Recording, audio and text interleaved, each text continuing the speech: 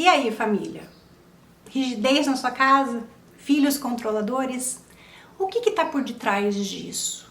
Bom, obviamente, dependendo da condição da sua criança, sendo uma condição de neurodivergência ou não, ela tem aspectos genéticos que podem estar favorecendo uma determinada característica de personalidade.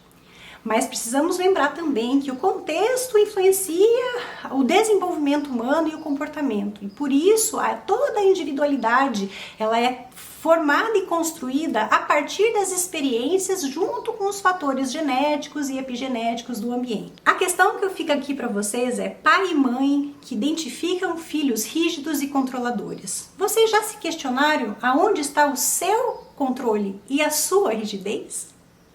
Interessante lembrar que as crianças, elas muitas vezes apresentam comportamentos similares aos dos pais.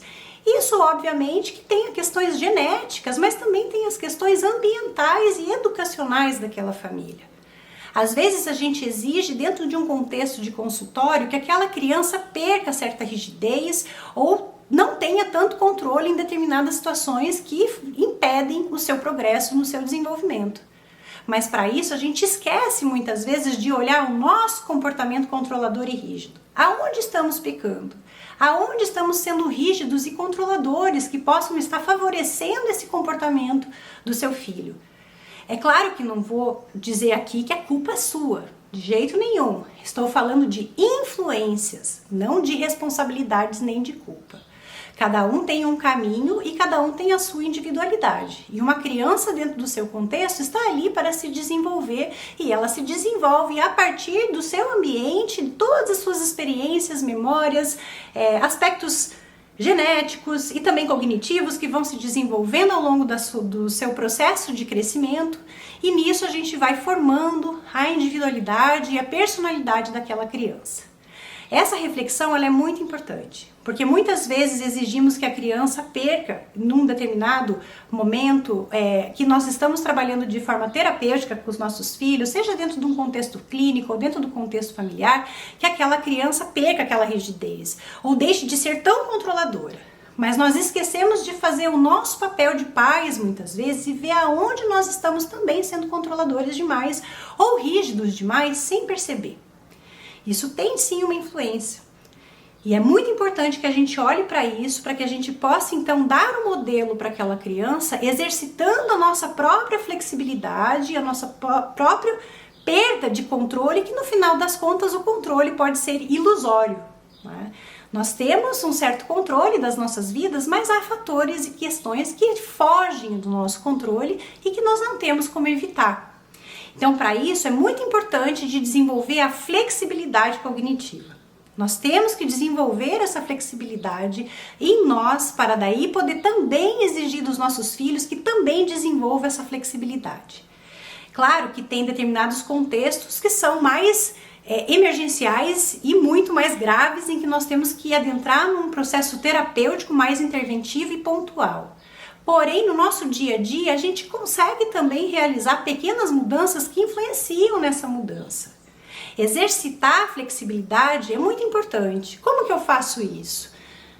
Treinando, né? A partir do momento em que você se vê rígido demais em uma coisa, se questiona, mas tá, e se fosse diferente? E se acontecesse tal questão, que é o que eu tenho medo e por isso que eu tento controlar de todo jeito, qual que seria o final?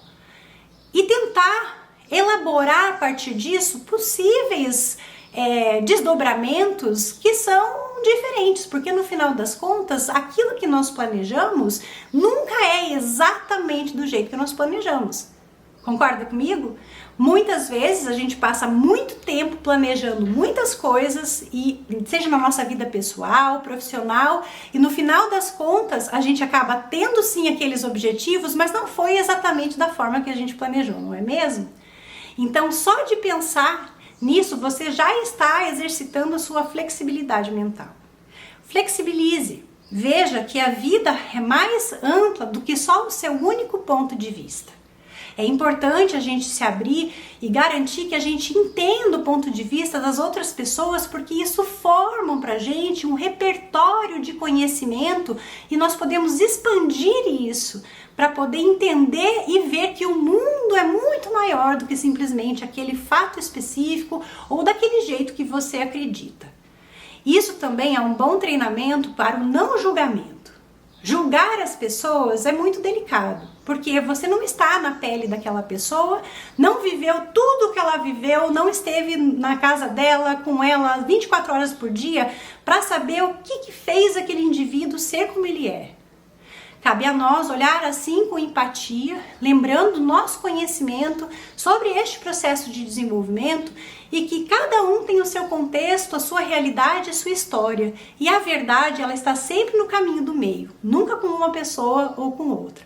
Mas o mais importante é a gente adequar isso, achar o denominador comum, se flexibilizar para ter uma qualidade de vida muito melhor e diminuir o nosso nível de ansiedade, que muitas vezes vem de forma muito elevada dentro de um contexto rígido e controlador. Então, se você tem o ímpeto de controlar a sua esposa, ou controlar o seu marido, controlar demais a sua criança, ou as pessoas que interagem com seus filhos, lembre-se que você está passando a ela o modelo de como ser quando ela for mais velha. Esse controle excessivo, como eu disse, ele é ilusório. A gente em alguns momentos vai conseguir sim o que a gente quer e outros não. E a vida ela é assim, nem sempre temos controle de tudo que nós queremos ter. O importante é saber flexibilizar e adaptar diante das situações inusitadas ou nas dificuldades que possam surgir. Imprevistos acontecem, certo? Na vida de todos e não temos como controlar. A resposta como nós lidamos com esses imprevistos é que faz com que a gente tenha e consiga desenvolver melhores habilidades e competências para uma boa inteligência emocional. Então, exercitar isso é de fundamental importância para o seu próprio processo de desenvolvimento. Se você gostou desse vídeo, curte, compartilha com quem você acha que poderia se beneficiar e se inscreve no canal. Aqui a gente está postando materiais e conteúdos relevantes para o processo de construção de uma família saudável. E eu gostaria que você viesse junto comigo na transformação para a construção desse mundo melhor, que não é só para mim nem para você, mas é para os nossos filhos e para todos ao nosso redor. Um grande abraço e até a próxima!